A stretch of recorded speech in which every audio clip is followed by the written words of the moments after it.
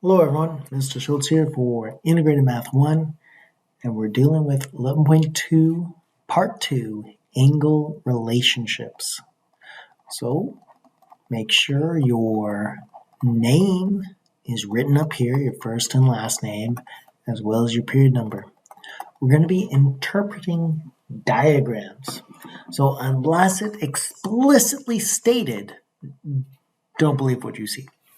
So it might look like two lines are parallel or perpendicular, but if they don't have the labels, they are not. So things are always drawn correctly. Here's some things are not always drawn correctly. Here's the square example. Like I'd be like, hey, look, here's a square. Now, you'd argue me and be like, hey, how's that a square? I'd be like, well, what's a square? Well, it has four 90-degree angles. Well, then I'd be like, all right, well, is this a square now? And you might be like, no, because the sides might not be congruent. It might be a rectangle. And then I'd finally be like, all right, cool. So let me put these hash marks that say, hey, these are congruent. Well, now it's a square. Even though it looks like a badly drawn square, hey, this proves, me labeling this design proves that this is a square. Now, I could even draw a rectangle, but if I label it correctly and say, hey, look, this side is equal to this side, well, not equal, but congruent, then, hey, these two shapes right here are congruent because they have the same size. How do we know it? Because it's labeled like that. Now, does it look like it? No. But that's not the point. You have to go by what is stated in the diagram. So let's continue. So example 3, interpreting diagrams. Now let's fix that. Diagrams.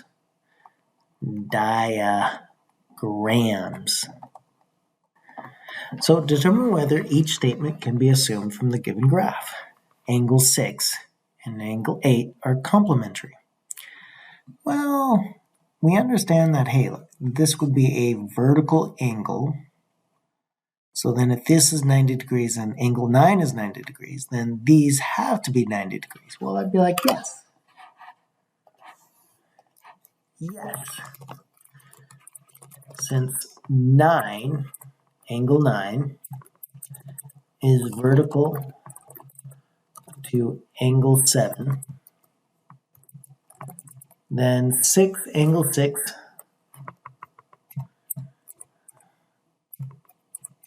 6 plus angle 7, 8, would have to be equal to 90 degrees. And so we'd probably have to go back and be like, all right, it's not angle at 6, it's the measure of angle 6, and the measure of angle 8 is equal to 90 degrees. Well, okay, next one. Angle 7 and angle 8 form a linear pair. I mean, no. A linear pair is where they're right next to each other and they form a straight line. So I would say, hey, on this one, I was like, no. They are not next to each other and they do not form a straight angle. So if they're not a straight angle, they're not a linear pair. Going on. Angle 2 and angle 4 are vertical angles. Well, the definition of vertical angles are when you have two lines and across from them is the vertical angle. So yes, angle 2 and angle 4 are across the intersection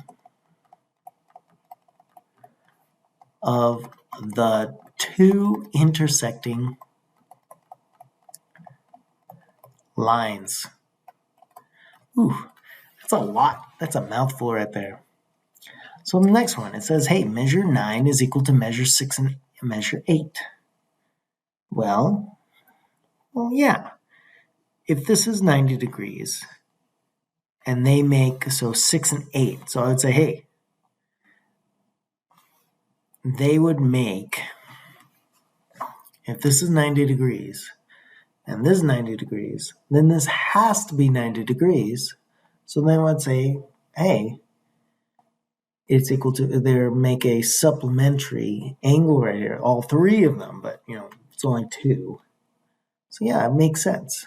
So this is equal to 90, and these two are equal to 90. Since 6 and 8, the measure of 6 and 8 have to equal 90 degrees, and measure 9 is equal to 90 degrees because it's a vertical angle.